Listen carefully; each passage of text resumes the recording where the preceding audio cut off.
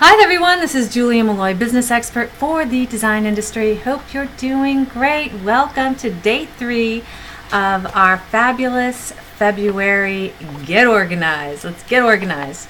And today is when the rubber meets the road. We're really going to start diving into company systems, so foundational pieces, company structure, and then going forward we're going to talk about systems, both hard systems, meaning the tangible things like office organization and bins and how your files are being organized, and then soft systems, procedural, how things work.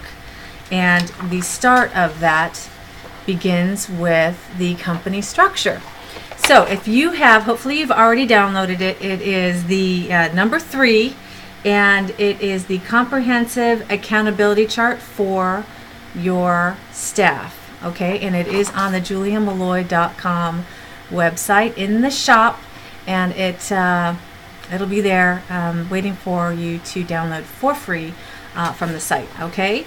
And if you haven't already, if you missed the first episode, if that's what we're calling these, go back, because you'll want your systems checklist so you can check things off as you go, okay?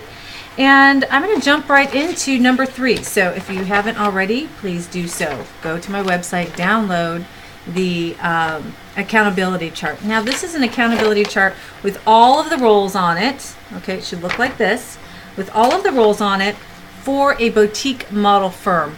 I am making the assumption that most everyone in this call is smaller than 7 to 9 people in your office, because I feel like once you're getting up to those levels, the structure changes a little bit because you've got more than one design team, and at that point your structure kind of changes, because then you have more of the needs for a full-time procurement person and probably a design studio manager to kind of manage the teams that are working on the projects.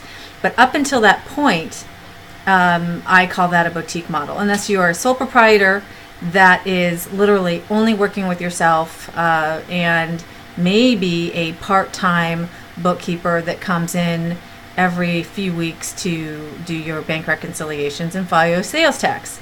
That is a sole proprietor, small firm. Anything 2 team members up to 7 or so is what I consider a boutique model firm, and it is my favorite model, and it makes great money. You can do very well, cherry pick your projects, not a lot of team management, and it's just a great, beautiful thing. So we're looking at this, and you can see I've got the role for CEO and lead designer. On this sheet, I really put kind of an overview of what that role does.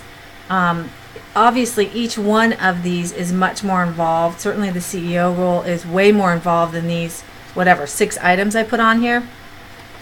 We will be going into each role in detail over the next few days, but this is an accountability chart. So what does that mean? Accountability chart is where the buck stops with you. So these are things that you are accountable for. You own it. And actually, things that are on your accountability chart could be things that you are actually not doing yourself. You are responsible for delegating it and making sure that it is done well. So it is the things that you are queen bee of, or king bee. You own those. Regardless of who's doing it, that's your job. And if something goes wrong with it, that was your job. Okay? If something goes right with it, that's your glass of champagne or your bottle. It's yours. Okay, so that's what this accountability chart is. It is not a job description. It is the things that you own, that role owns. Okay, so I've got the CEO lead designer here, and I've got the office manager / bookkeeper. I've got the design assistant or junior, and then the designer on here. And I did not put the expediter on here. I do have information on that role that we will be going over in the next couple days. And I did put here that the expediting role can be done by either the admin or the junior, preferably the admin, because the admin role has usually the same core strengths that makes a good expediter, versus a junior tends to be hopefully organized, but still more of a creative, and it's just not as efficient. It can be a transition, though. I mean, sometimes your junior does do expediting until you are ready to bring on that person. So it's just, don't count on it being a permanent situation. In most cases, it is generally not the most efficient way to run a boutique model firm. Okay? So I don't think I need to go through all of these items with you because I'm trying to keep these videos short. But what I want you to do is think about your existing infrastructure right now in terms of your teams or what you were planning. And really, your company should mirror this pretty closely, regardless of what you call the role. And in terms of hiring, if you don't have all of these team members already, for those of you who are still growing into this, obviously you're going to be first, obviously. And then I recommend for most firms, certainly firms that are doing a lot of product procurement, I recommend getting your admin expediter first before your junior. I know that seems a little bit counterintuitive, but the junior jobs, the things that they do, research, pricing, calling in, reserving a fabric, CFAs, receiving product, data entry, filing, all that stuff, you can do it, and it's something you've done before. The only thing maybe that would be different would be maybe not CAD, okay? But the admin expediter role, none of that is billable for the most part. I mean, expediting can be a little at a much lower rate though.